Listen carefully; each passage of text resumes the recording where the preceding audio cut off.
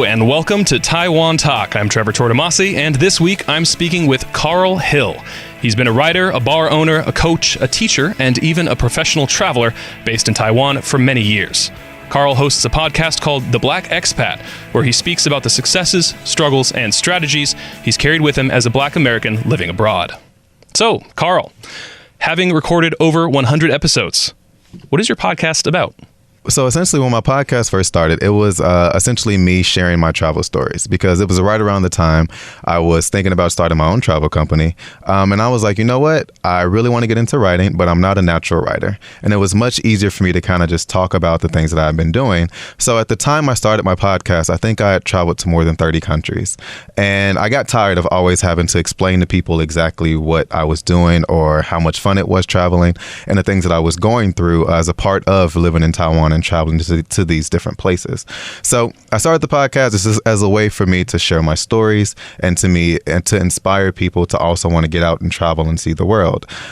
It's evolved since then into a way for me to connect people from all over the world, as well as for me to share the experiences I've had since then, because I've been in Taiwan for 11 years now. So now it's a way for me to share stories of other Black expats from around the world and people who have done amazing things, not just in Taiwan, but in other places as well, and things that I have going on here, just as a way people to be more informed about the opportunities that you have if you choose to leave whatever country you're in and go out in the world and try different and new things. You've interviewed people as well. What have you learned sort of from interviewing people? Interviewing definitely helps me with my own style, with my podcasting style. When I started, it was just me. I did not do any interviews.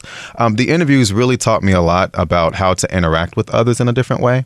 And it taught me a lot about the many different things and the many different mindsets people have when they actually go out into the world and think about traveling and going abroad. Everyone's ended up in Taiwan for many different reasons, or the countries that they are in for different reasons as well.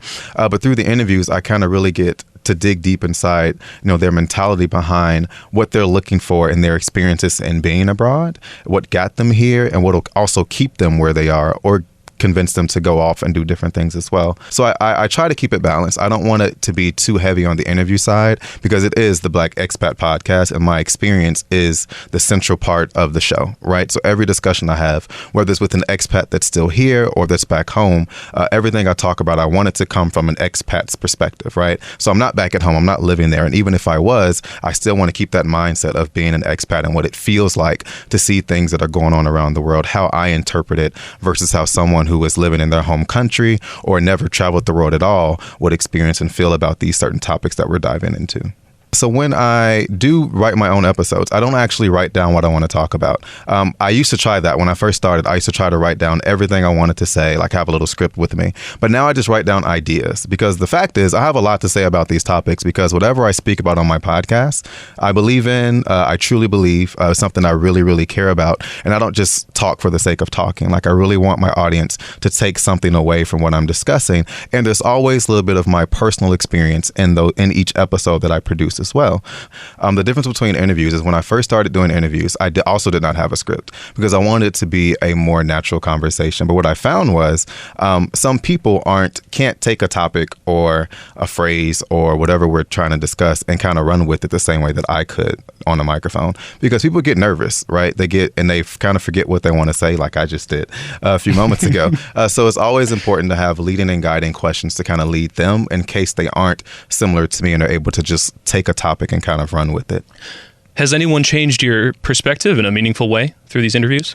Absolutely. I think one of the things that I found the more I do interviews is when I first started, people didn't really want to have a debate with me, right? Because they were like, oh, I'm on your podcast, I'm interviewing with you. And I don't want to, it's not a debate podcast either, but I wanted to create that space where if I say something that you don't agree with, or that you feel that you wouldn't necessarily express it that way, you don't feel the same way that I feel, I wanted to create that space for people to challenge me on air while we're having the conversation. And recently I did a podcast about voting. Do expats have the right, or do you feel that an expatriate should have the right to vote if they're living abroad or have been living abroad for an extended period of time? And just from a Black person's perspective, I was saying something like, because of everything that our ancestors went through, I feel like as a Black American, you should want to vote. We have to vote because of that. And the young woman I was speaking to, she said, while I understand where that sentiment comes from, that isn't the reason why you should vote. And I was like, I didn't understand. I was like, well, you're Black. You should understand what I mean when I say that because of our struggle, we should be the ones on the forefront of voting. She says, we have to move past that mindset. Voting it's the right thing to do. That is why you should vote.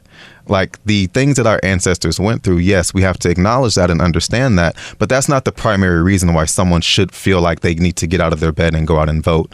That's not the main idea. That's not the main reason. The main thing is it's the right thing to do. And that's how we prevent ourselves from going backward and actually help ourselves move forward. And that was a way that I had never really thought about it that deeply. And, and I know it seems like something, oh, you should want to vote because it's your right and it's the right thing to do. But for Black people, a lot of us don't really think like that. We have to sometimes we feel like we need to use something to explain why we're doing something. And she kind of opened my eyes to say, no, it's the right thing to do. That's why you should do it. So just go out and vote so that way you don't get stuck. We don't get stuck as a people in the past. We have to move past that. Where are you from and what brought you to Taiwan? I'm originally from Chicago, Illinois. And my story of coming to Taiwan is a weird one. When I was in university, my very first year, back then we didn't have computers, weren't that fast, and cell phones. So they mailed you your class list, and you got to select which classes you were interested in. Because I went to a liberal arts school, and, I checked Spanish and history and social studies and science because I loved science back then. I originally wanted to be a brain doctor. Didn't go through with that for a variety of different reasons. Just because my mother said, hey, you don't even seem like you want to do this. You're doing this because my mother had brain surgery. So I wanted to do that for her. She was like, don't do it for me. Go learn something that you actually care about. So I got my schedule back from the university, and then on it, it said, oh, you have history and science and intro to writing and then Mandarin. And of course, again, this is old school, Carl. A Black man from Chicago. The last thing I thought that I wanted to do was to go and take a Mandarin course. I was actually so angry that I went to the president of the university. I went to my mentor. I went to my, you have an advisor your first year in college. And I was complaining. I was literally outraged. I said, you guys are going to ruin me. I want to have this 4.0 GPA and be perfect and all that. I'm going to fail Mandarin because it's not what I want to do. Why would you give me that? I didn't check it on my list. All these things, right?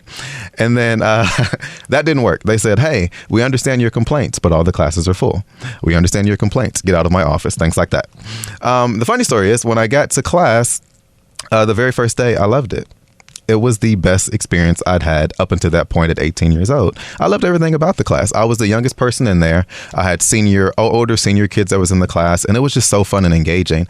And I learned a lot. Like I walked out of there the first day having a Chinese name, knowing how to say hello and goodbye, and then learning something about a different part of the world in a way I'd never done before in high school. Yes, we took Spanish class and French and things like that, but the way you're taught in high school is very different in college. I think, that's fair to say. And the way that in which the teacher interacted with me was just very different as well. So I loved it. Fast forward 4 years, I studied abroad in mainland China. Then I came back during the the recession that we had under... it was depressing. It was very depressing. I always get that mixed up. The recession. And I'd studied abroad my senior year, first semester. Because my counselor was a Black man. He said, hey, you've been studying Chinese at this point for 3 years. What are you going to do with it? I said, I don't know, work for the FBI. He said, have you thought about leaving the country? I said, nope. Yeah, you're going to leave the country. I said, why? You're just going to do it. And he actually held my hand through the process and forced me to leave the country. And he did all the paperwork for me, called me into meetings, pulled me out of classes because he said, hey, you need this experience. It's going to be the best thing that ever happened to you. But yeah, it was amazing. But then I came back and again, it was a recession. There weren't that many jobs. And I had no interest in going back to grad school. My professor was Taiwanese, and she said, hey, do you want to go and continue learning Chinese, but also teach? And I was like, yeah, sure, why not? I have a job opportunity for you. She said, come to this, there's like a session where she's going to introduce Taiwan. She said, come there next week, and I'll do an interview with you. So I show up, and it's 5 people in the room, and it's not an interview. It's literally a video, and it shows palm trees, warm weather, and a school. And there's no kids in the video at all. It's just like a school. And it's like, yeah, you're going to go there, and you get to teach English, and then you can also take classes on the side, but you'll immerse yourself in the language and you'll learn it in a different way, similar to what I was doing in Beijing. I said, oh, this sounds cool. Where do I sign up? She says, hey, just by showing up, you have the job. And I was like, man, that sounds really, really creepy. You mean this isn't a multi-level marketing scheme? I get to actually travel? It was very strange. So yeah, 2 months later, I had an internship in China. Then I ended up in Taiwan, and I've been here ever since. You previously taught at Tom Kong Junior High School, and you were the manager of the foreign teachers there. Was that the first thing you did as you got to Taiwan?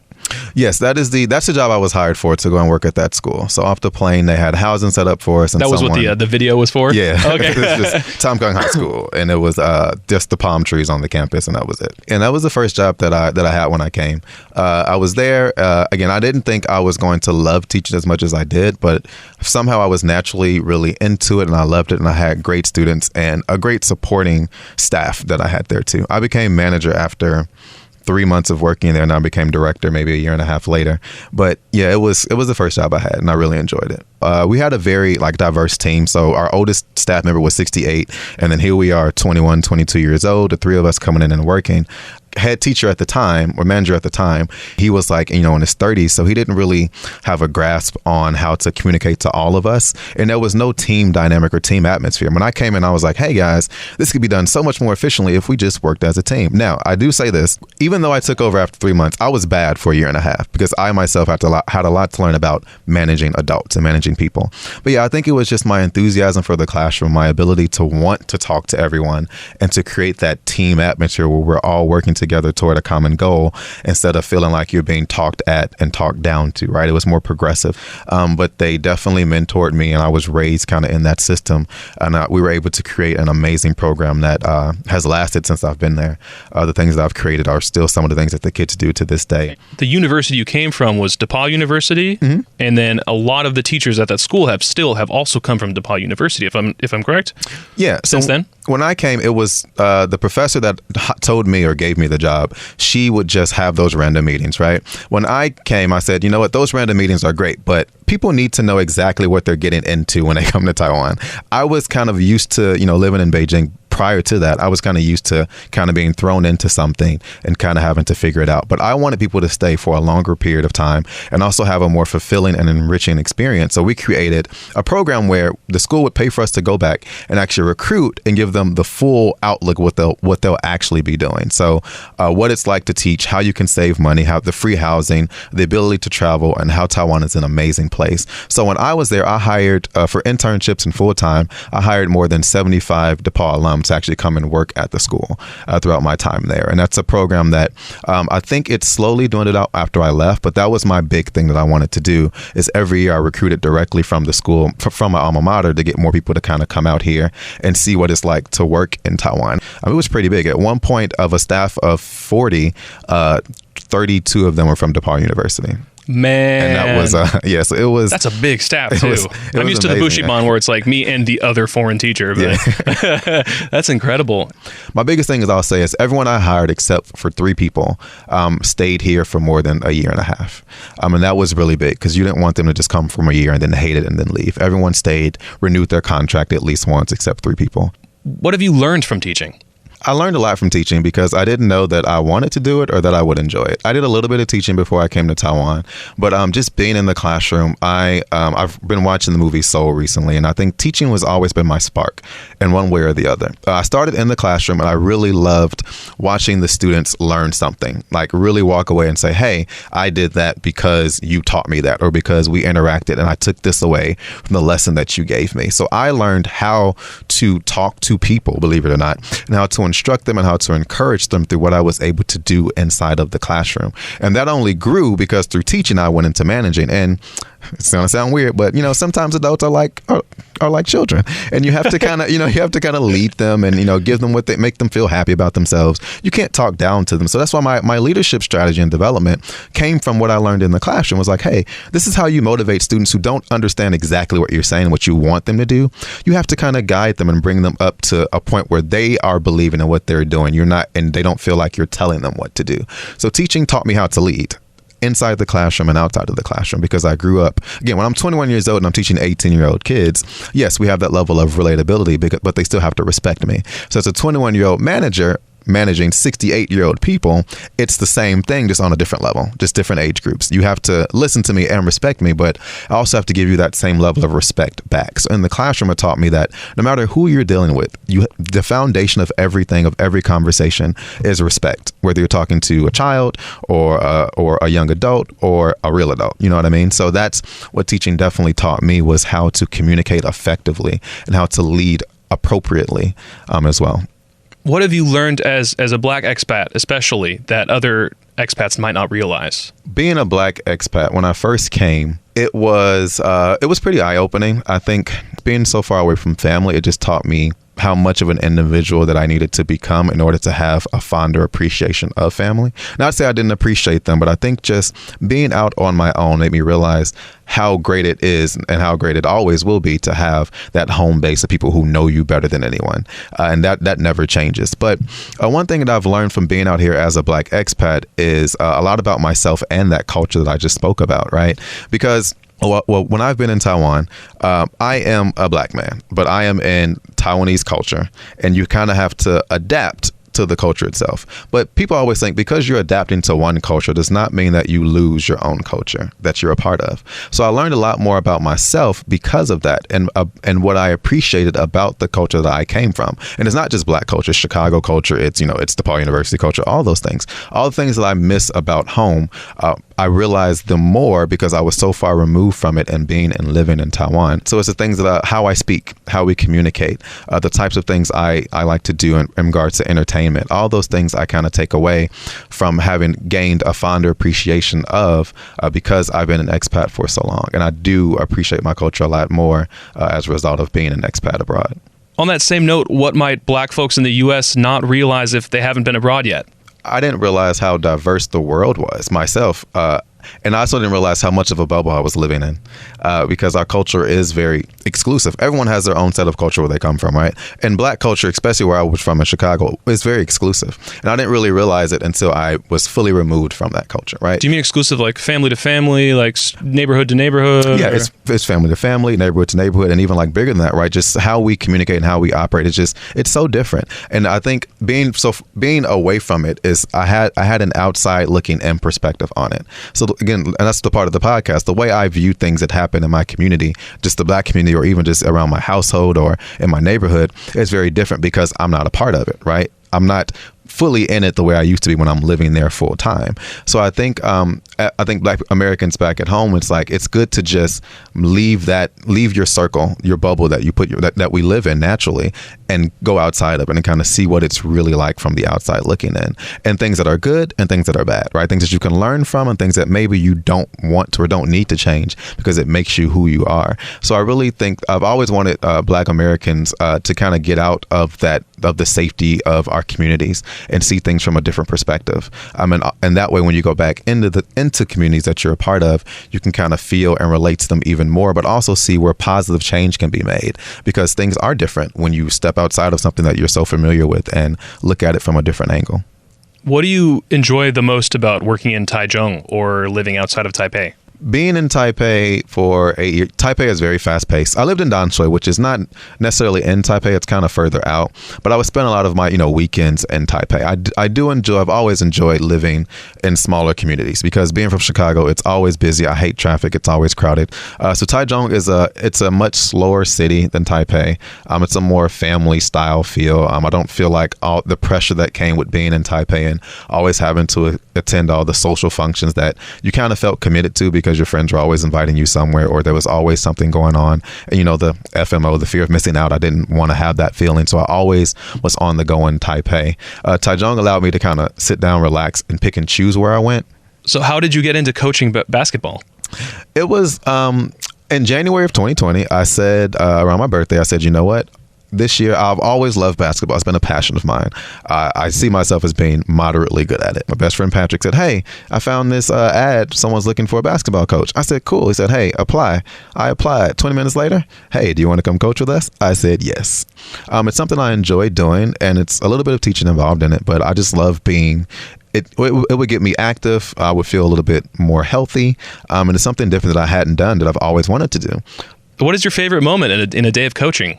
I do enjoy when I get to play against the kids. I know sometimes, the older ones, we have like 16-year-olds, and I do enjoy helping them to get better. But I teach the 6, 7, and 8-year-olds, like they're so cute, but a lot of them, they don't have the strength to reach the basket. So last week, we've been working on them on strength training, just, practicing shooting the basketball appropriately. That's always the best moment when they actually make their first basket and they run up and down the court screaming. They don't make the second one, but they make the first one. And they're just so happy. And I'm like, yeah, they're like, yeah, I learned something. And those are always the best best moments when they themselves realize what they've learned and what they're capable of doing. And how far they've come. And then you get a few minutes on one Friday just to like dunk on those fools. You and your aforementioned best friend Patrick decided to start something called CP Travels. When did you decide that you wanted to start a company? We had traveled for 20 countries at that time together. We noticed that as we were traveling, we had done a Euro trip to 8 countries, and then he done India and all that. And it was hard pressed for us to find someone that looked like us. There were not a lot of black males in the spaces that we were in. Now, that's not to say there weren't a lot of black people traveling, but in the spaces and the way in which we were traveling and saving money, we never ran into people that looked like us. It was hard. We would, talk to our friends and talking to people from back home, say, hey, why aren't you guys traveling? Why is this the case? And all of them would always say, it's too expensive. Why would I go there? I don't know anything about this place. Again, pre the internet boom.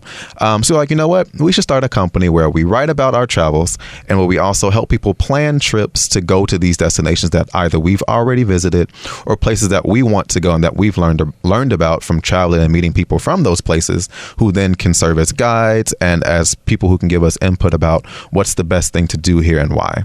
And it's weird because even no matter how much, we felt like at the time, no matter how much we would write about it and how many videos we would post, it was still hard for people to feel convinced or confident enough to get out and travel. So we felt like we had to do more. So that's where the part where planning their trips for them kind of came in, because it's hard to ask someone to, hey, watch this video, read this article, now you should travel here too. And that's where like the booking and helping you plan the trip comes into play, because they're like, yeah, I want to travel here, but where do I start? I don't know how to get it going. I don't know how to book flights. Everything I'm finding is too expensive. You know what? We're really good at this because we do this all the time. Let us do it for you. And CP Travels became let us do it for you. Let us show you what we do and why it's amazing. And then let us plan these trips for you and help you get there. So yeah, it was definitely a learning experience on how to travel effectively. And because it was our business and we cared about our customer base and also ourselves, we did a lot of research. And Patrick is the tech guy, so I didn't have to worry about any of that. I was the what do you call that stuff? The CP in CP Travel stands for Carl Programming. Yeah, right. Okay. I was the logistics guy. I'm logistics. Patrick was like the technical aspects of it, and he calls himself the fun guy. What was the moment you realized that the pandemic was a thing? The funny thing was when the pandemic hit us or hit China in January, I had to go on live to convince my parents and family and friends that I was okay and that we were doing fine. And then I think it was April because we have a bar out here, and from February we had 10 guests. March we had 5. Then April we had 0. May we had 0. June we had maybe 6 or 7. So we lost about 90% of our business. But it was the same because we have beer distributors and other people that we know that own businesses. It was the same for them. A lot of bars lost 85% of their business for about 3 months. So we're getting hella discounts on beer because we weren't buying any because no one was coming in. So yeah, it was tough. It was a tough time, or it has been a tough time still. So it hit. That's when I realized the pandemic was a big thing for here. And then back home, I'm like, man, why aren't you guys taking this seriously? And then it became big, back at home once my cousin got it and sadly passed away in June. But he had it since March, had it for like 16 weeks. And he was a relatively healthy guy, and he was just battling with it. And that kind of hit home the severity of the virus, of the pandemic. Regardless of any amount of relevance or success, what is your favorite thing that you've done? My favorite thing I've done definitely has been teaching. Because no matter what, it's the foundation of everything I've been able to do. I say that because before I came to Taiwan, when I was in college, I had a speech impediment, and I had a stuttering problem, and I still do this. I speak really quickly, but I was unable to control it. So when I gave speeches in college, I would literally have to go to my professor before I gave my speech or my presentation and say, hey, if I'm speaking too fast, just cough. So I know. And I never forget this day, my sociology professor, he was like, Carl, I was coughing so much, and it's like you did not pick up on it, because he was just like, I almost had to, I kept drinking water and coughing. You just were not getting it. But he said it was good, but it's like, he's like, I don't know if you're nervous or what it is. But it took me a very long time to become a good speaker. And I do realize now that it's something about being in the classroom, because when you're in the classroom, you're in control, because you're leading, little kids. But I get lost in what I'm doing. I don't think about it. I don't think about anything. I'm naturally helping students learn whatever it is that I'm teaching. Because when I am doing those things and I'm talking about something that I really love and I care about and I believe in, then it shows in how I communicate. And I don't think I would have really learned that without the time I've spent in the classroom. Is there anything that you'd like to say to people living in Taiwan, foreigners, locals, or both? Especially with coronavirus, I am very thankful that I've been able to live in a space that I've seen. Again, been here for 11 years. It's changed and grown a lot. Since day one, I've always been received very well from locals. I still don't like the stares and once they don't think I speak Chinese, all the black man stuff. I've never really enjoyed that. I mean, no one does. But it's been less and less since I've been here, to be honest. The more of us have been out here and the more places I've been, it's been less of a, oh, surprise, you're black. It's more of, oh, hey, foreigner, come here, sit down, like the normal treatment. But locals and foreigners being is like, man, just being appreciative of the community that we are all a part of, maintaining, that we've all created and have made it this amazing experience for other foreigners who want to flock to Taiwan to kind of be a part of it as well. And Taiwan has definitely grown since year one of me being here in all the right ways. Again, I've met amazing people and done amazing things, and it's really just a testament to Taiwan itself and how beautiful a country it is and how beautiful a place it is to be.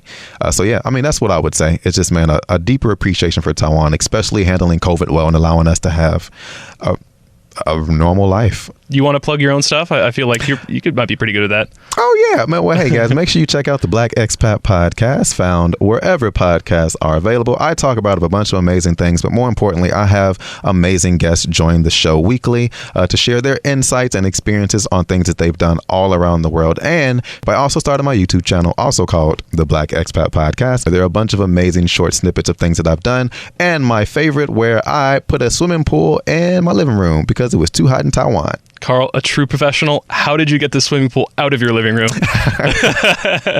So we had to deflate it. Our dog actually bit through it. It was all it was so much fun. It was random. We were just like, hey, it's hot. Let's go buy a swimming pool, put it in our living room. All right. Well, thank you, Carl. Thank you for joining us today. And thank you for listening to Taiwan Talk. Until next time, I'm Trevor Tortomasi on ICRT FM 100.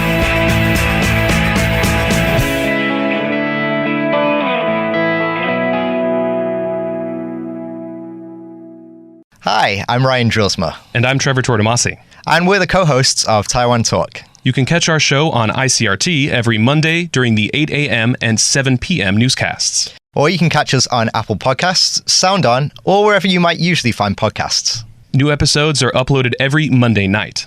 Thanks for tuning in, and we'll be back next week with a new guest.